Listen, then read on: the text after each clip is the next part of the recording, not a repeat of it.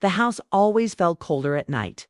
It wasn't the weather, it was the silence that followed Eleanor wherever she went. The sound of rain against the windows didn't comfort her anymore. It reminded her of the nights when her husband used to sit beside her, reading quietly while she sipped tea. Those moments were gone now, faded into memories that hurt to remember. 2 years had passed since he died, but the ache stayed quiet and heavy. It's like a forgotten song still playing somewhere in the house. Her son Michael had moved back home after college, promising to help her out for a while. At first, Eleanor had been grateful. She thought his presence would fill the house again with life. But instead, something invisible had grown between them, a distance she couldn't explain.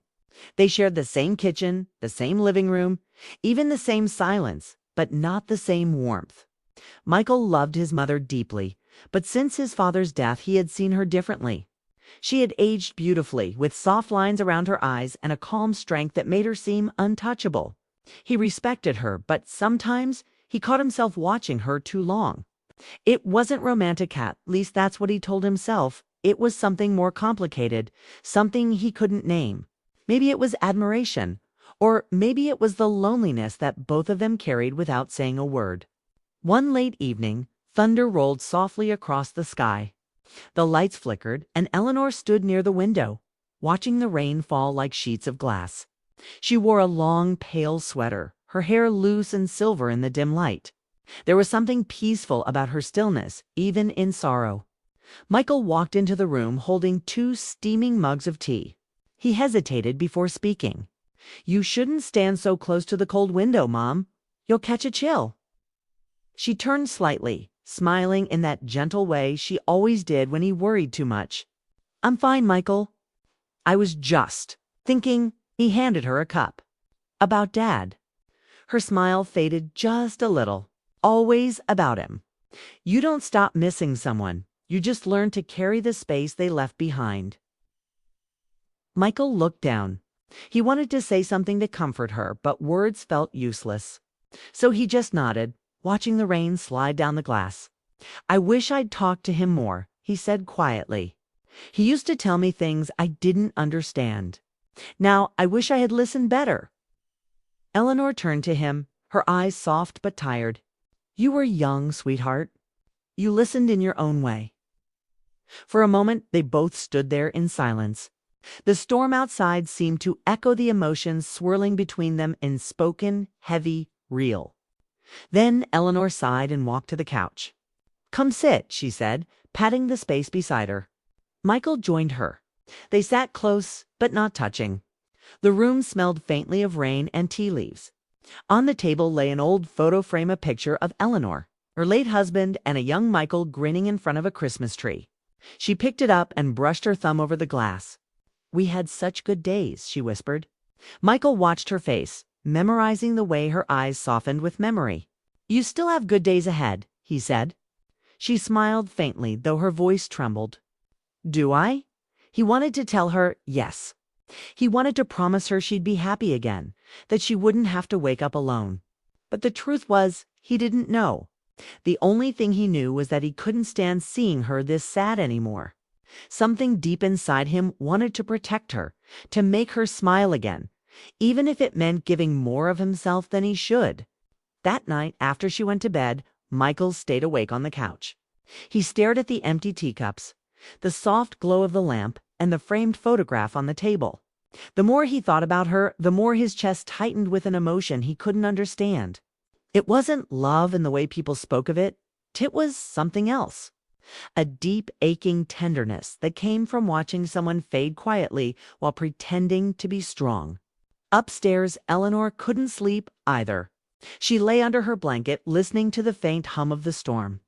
She thought of Michael, how kind he had been lately, how he took care of things without being asked. She was proud of him, but she also felt something unsettling. The way he looked at her sometimes, as if she was fragile, made her heart beat differently. Maybe it was just loneliness, hers and his, mixing together in the quiet. When she came down early the next morning, she found him asleep on the couch. The blanket had slipped off and the rain had stopped, leaving a thin silver light across the floor. She stood there for a moment, watching him. His hair was messy, his face calm in sleep, and for a fleeting second, she saw not her son, but the man he had become, strong, caring, still searching for something he hadn't found yet. She bent down quietly and placed the blanket back over him. "You remind me so much of him," she whispered, almost too softly to hear. Michael stirred slightly, but didn't wake. She walked to the kitchen, her heart strangely full and heavy at the same time. Later that day, when he awoke, she was already making breakfast. "You fell asleep down here," she said, without looking at him. "Yeah," he replied, rubbing his eyes. "Guess I couldn't stop thinking." "About what?" He hesitated. "About us. About Dad. About how fast everything changes." She nodded slowly. "It does, but some things stay. The love we had never really leaves." Michael looked at her. The morning light through the window caught her face in a way that made her look almost younger. "I'm glad I'm here," he said quietly, "even if it's just for a while." She gave him a small smile. "Me too, Michael." For the rest of the day, they moved around each other carefully, like two people learning how to speak again after years of silence. Small gestures, a shared meal, a short laugh, a simple glance began to rebuild the bond they thought they had lost. Yet, under that growing warmth, both of them felt something they couldn't name. That night, as Eleanor read a book by the fire, Michael sat across from her, pretending to scroll through his phone. But really, he was just watching her, studying every detail. The way the firelight softened her features, the way she brushed a loose strand of hair behind her ear. He didn't mean to feel what he felt. It wasn't wrong, but it was dangerous in a quiet, emotional way. It was a longing not for romance, but for connection, for the warmth they had both lost. And when he finally went to bed, he couldn't shake the thought that something had changed forever. The line between comfort and closeness had begun to blur, even if neither of them dared to admit it. In the silence of that night, with only the soft sound of the wind outside, both Eleanor and Michael lay awake, feeling the same unspoken ache, the same longing for something they couldn't define. And though nothing had been said, both of them knew deep down their story had just begun. The weeks after that quiet night were strangely gentle. The rain had passed, but something new hung in the air between Eleanor and Michaela, closeness neither of them could explain. It wasn't love in the way stories describe it, but a deep, quiet need to feel understood. They started spending more time together, not because they planned to, but because it felt easier than being alone. Eleanor began painting again, something she hadn't done in years. Her husband used to say her art could bring warmth to any room. One afternoon, sunlight spilled across the living room floor while she painted a field of wildflowers. Her movements were calm, her face peaceful. Michael walked in from work, stopped at the doorway, and just watched her. He didn't mean to stare, but something about seeing her lost in color made him forget to speak. The smell of paint, the soft sound of her brush, and the stillness of the house felt like a scene from another life. He finally said quietly, "You're really good at that." She looked up, surprised. "Oh, it's nothing serious. It just keeps my mind busy." He smiled, taking a few steps closer. "No, really. It's beautiful. He caught himself, pausing before finishing. "You're very talented." Eleanor noticed the way he hesitated, the way his voice softened before he corrected himself. A part of her wanted to ignore it, pretend it was just kindness, but deep down she felt the shift. For a few seconds, the air seemed heavier, like the walls themselves were holding their breath. She smiled politely. "Thank you, Michael. It means a lot." Then she returned to her painting, hoping the moment would fade, but it didn't. That small exchange left a trace of warmth and unease in both their hearts. Michael didn't understand it fully. He just felt drawn to her presence. After losing his father, he had grown used to seeing Eleanor as strong and untouchable. But lately she seemed human again, soft, vulnerable, quietly beautiful. It confused him. It scared him. That evening, they cooked dinner together. Eleanor chopped vegetables while Michael set the table. The light flickered slightly from the old chandelier above, and the kitchen smelled of herbs and garlic. When she reached up to grab a bowl from the shelf, he instinctively moved behind her to help. Their shoulders brushed, just barely. but it sent an unexpected shiver through him. "Got it," he said quickly. Pulling the bowl down, she turned, smiling gently. "Thank you." He nodded, stepping back a little too fast. "Sure." They continued cooking, pretending nothing happened. Yet every small touch, every shared glance, carried a weight neither of them wanted to name. After dinner, they sat on the porch with cups of tea, listening to crickets. The world outside was calm, but inside both of them there was a storm they didn't talk about. His words were honest, too honest. For a second they both looked at each other, mother and son. Yet something deeper flickered beneath that surface. A longing not of romance, but of two lonely souls trying to find warmth in the same empty house. She stood up suddenly, setting her cup aside. "It's getting late. You should rest." He nodded, sensing her unease. "Good night, Mom." She paused at the door, her voice softer. "Good night, Michael." That night, neither of them slept well. Michael kept thinking about the way she looked under the porch light, the way her voice trembled when she spoke. He wasn't in love with her, he knew that, but something inside him ached to protect her, to take away the sadness that had lived in her eyes for so long. Eleanor, lying in her bed, stared at the ceiling. She wasn't angry or confused, just deeply emotional. She missed her husband, but she also missed being seen, being spoken to, like she mattered. And lately, Michael's kindness reminded her what it felt like to be noticed. The next morning, she avoided his eyes at breakfast. The air was calm but heavy, filled with thoughts left unsaid. Michael tried to talk about work, the weather, anything ordinary, but their smiles felt forced. Later that day, while she was watering the plants outside, Michael came to her with a small wooden box. "I fixed the old frame from your wedding photo," he said. It had cracked. She looked at it, touched. "You didn't have to do that." "Kai wanted to," he said quietly. She took the frame, her fingers brushing his for a moment. "Thank you, Michael." He looked at her, trying to hide the emotion in his eyes. "You deserve to keep those memories safe." That single sentence made her heart ache. Not because of what he said, but because of how much care was in it. She smiled, forcing lightness into her tone. "You're too kind." That evening, as the sky turned golden, Eleanor painted again. This time, Michael sat on the couch, watching quietly, pretending to read but stealing glances when she wasn't looking. The brushstrokes, the smell of paint, the way her hair fell softly over her face, it all felt intimate in a quiet, innocent way. When she finally put the brush down, she turned toward him. "You've been quiet. Something on your mind?" He looked up, startled. "Just thinking about." He hesitated.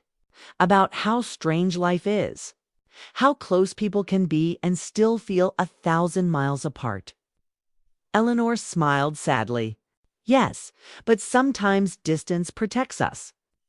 Her words hung in the air like a quiet warning, though neither of them said more. She stood, stretching, and said softly, "I think I'll turn in early." Michael nodded. "Good night." When she left the room, he exhaled deeply, realizing how hard it had become to balance his emotions. He didn't want to hurt her or himself, but he couldn't ignore how deeply connected he felt. Upstairs, Eleanor sat at her dresser, staring at her reflection.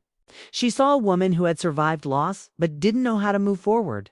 She also saw something else, hope, flickering quietly, even if it frightened her. That night, she whispered to herself, "He's just being kind. Don't read into it." But the warmth in her chest told her that part of her already had. In the days that followed, they both acted normal. They laughed again, shared small jokes, cooked together, and filled the house with the sound of living. But under every laugh and every look there was something unspoken, a delicate thread neither dared to cut. And though nothing wrong had happened, both of them knew they were standing near a line, one drawn not by rules, but by emotion. That was the beginning of the blur, the quiet moment where affection and confusion began to mix. Neither Eleanor nor Michael meant for it to happen. It was just the natural pull of two hearts trying to heal from the same grief, finding warmth where life had grown cold. And while neither of them said it aloud, both knew that their story had just changed course quietly, invisibly. And without warning, the morning began like any other quiet sunlight slipping through the curtains. The soft hum of birds outside and the smell of coffee filling the house. Eleanor sat on the floor of the living room, surrounded by old photo boxes. She hadn't meant to open them, but something about the calm morning made her want to remember. The pictures were faded, the corners worn, but the faces still smiled as if time hadn't moved. Michael came downstairs, his hair still messy from sleep. When he saw her sitting there, he paused. The way she looked peaceful, focused, a hint of sadness in her eyes made him forget to speak for a second. "Morning," he said finally. She looked up and smiled. "Good morning. I was just cleaning these old boxes. I didn't realize how many memories were hidden in here." He joined her on the floor, picking up one of the photographs. It was of him and his father by the lake, both laughing, wet from jumping and fully clothed. "He used to take me fishing," Michael said, his voice low. "I remember how you always packed those sandwiches he loved." Eleanor laughed softly. "He hated how much mayonnaise I used, but he never said a word." Their laughter faded into silence. She reached for another photo, her wedding day. The dress, the smile, the joy, all looked like it belonged to someone else now.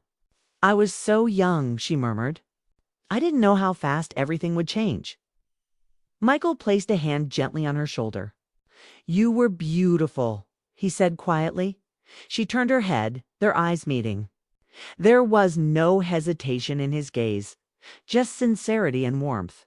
She felt her heart skip, not because of the words, but because of the way he said them. It had been years since anyone had looked at her like that with such gentle admiration. Trying to hide her emotion, she said softly, "You shouldn't say things like that." "Why not? It's true." The air around them thickened with unspoken tension. For a long moment, neither of them looked away. Then she cleared her throat, trying to break the moment. "Would you help me put these in order? Maybe we can make an album." He nodded quickly. Sure, they spent the next hour sorting photos, but both of them felt distracted. Every time their hands brushed while reaching for the same picture, Eleanor felt her pulse quicken. Michael felt it too, but didn't understand why. There was no wrong intention, yet there was a strange closeness and emotional gravity pulling them together at one point. She reached for a photo at the same time he did, and their fingers lingered. She tried to move her hand away, but he didn't let go right away. The moment stretched longer than it should have.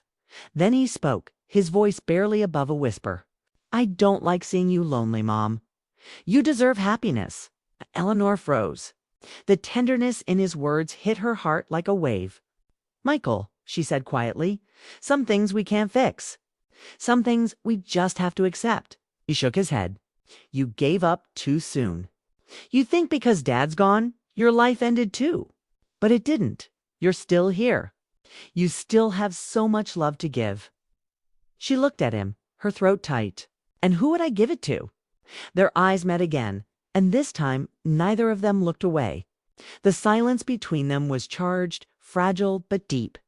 Then, without thinking, Michael reached for her hand. It was a simple gesture meant to comfort her. But when his fingers wrapped around hers, something changed. She didn't pull back immediately. She felt the warmth of his hand, the sincerity behind it, and the confusion it stirred in her. For a few seconds, time felt suspended. No future. Just that quiet connection neither could name. Then reality struck. She withdrew her hand gently, standing up. "You shouldn't do that," she said softly, her voice trembling. "I'm sorry." He said quickly, guilt flashing across his face. I hate seeing you sad. I didn't mean anything wrong." Eleanor turned away, trying to steady her breath. I know you didn't." But she also knew something inside her had shifted. Not in a way she wanted, but in a way she couldn't ignore. The loneliness that had lived in her heart for years had finally been noticed, and that was dangerous. Michael stood, unsure of what to do. "Mom, please don't be upset." She faced him, her expression soft but serious. "I'm not upset. I'm just confused. We're both hurting. And sometimes when people hurt, they start looking for comfort in the wrong places." He nodded slowly, shame washing over him. "You're right." For a while, neither of them spoke. The sound of the ticking clock filled the silence. Eleanor gathered the photos into a pile, her hands trembling slightly. Michael wanted to help but didn't move. He felt something heavy pressing on his chest, a mix of guilt, affection, and sorrow. After a moment, Eleanor said quietly, "You should take a walk. Clear your head." He hesitated, then nodded. "Yeah, maybe I should." When he left, the door closed softly behind him. Eleanor sat down again, her eyes falling on the wedding picture lying on the floor. Her younger self smiled back at her, a girl full of hope, standing beside the man she once loved with all her heart. Tears welled in her eyes. "What's happening to us?" she whispered. Outside, Michael walked aimlessly down the street. His thoughts raced, his emotions tangled. He hadn't meant to cross any line. He only wanted her to feel loved again. But now he realized that in trying to comfort her, he had awakened something he didn't understand. It wasn't romantic, it was something deeper, emotional, and painful. When he returned later that evening, the atmosphere in the house had changed. Eleanor had lit a candle on the table and soft music played in the background. She looked calm, composed again. "You're back," she said quietly. "Yeah," he replied. "I just needed air." Ski gave a small nod. "Good. We both needed to breathe." "Yeah," he replied. "I just needed air." She gave a small nod. "Good. We both needed to breathe." They sat opposite each other, speaking little. The silence between them wasn't cold anymore. It was cautious. They both knew a line had been crossed that couldn't be undone. But they also knew they still cared too deeply to let distance replace love. Finally, Eleanor broke the silence. "Michael, we'll be okay. We just have to remember who we are to each other. Love doesn't always mean closeness, so sometimes means letting space exist." He nodded, his eyes soft with regret. "I understand." She smiled faintly. "Good, then let's start again." That night, as the candle burned low, both of them sat quietly, side by side, not speaking but thinking, feeling, healing. The house felt different now. Not broken, not whole, just human. And as Michael went to bed, he knew one thing clearly. He had crossed an emotional boundary he could never step over again. From that day forward, he would learn to love her the right way, deeply, respectfully. And from the distance that love sometimes demands, Eleanor, lying awake in her room, whispered to herself he didn't mean harm. He just needed warmth. So did I. She closed her eyes, and for the first time in years she allowed herself to cry, not from grief, but from release. The pain had finally found its voice, and so had the love that had always existed, pure, quiet, and strong enough to survive even this. The house had grown quieter after that night. Not empty, not cold, just still. Catherine moved through her days as if walking through soft fog, seeing everything, yet feeling detached from it. Every sound, every word, every corner of the house held memories she didn't know how to face. Andrew was still around, but something between them had shifted. There was a new silence, heavy, complicated, and unspoken. Catherine often stood by the window where the morning sun filtered through sheer curtains, warming her face. It reminded her of life before everything became tangled, before emotions got mixed with grief and confusion. She wished she could return to that simple comfort, to just be a mother, not a woman caught between love and guilt. But the heart doesn't always follow reason. And she was still trying to understand where things had gone wrong. Andrew, too, felt the change. He stayed home longer than usual, often avoiding his friends or colleagues. He didn't say much, but when he looked at his mother, his eyes carried the same uncertainty she felt. He was sorry, though he didn't have the words to say it. The line between comfort and confusion had blurred for both of them that night, when emotions had grown too raw, too close. Days turned into weeks, and one afternoon, Catherine received a letter. It was from her sister, living in Oregon. She hadn't visited in years, and the letter carried warmth and care, a reminder that life still moved outside her walls. Her sister invited her to spend some time there, to rest, to heal. Catherine hesitated, but something deep inside her said it was time. She needed distance, not from her son, but from the pain that had tied them too tightly together. That evening, she told Andrew about the trip. He looked startled at first, then nodded quietly. "Maybe it's good," he said softly. "You deserve some peace, Mom." His voice cracked slightly, and Catherine felt the ache of a mother's heart. Proud, sad, and tender all at once. She reached out and held his hand, a simple gesture that felt like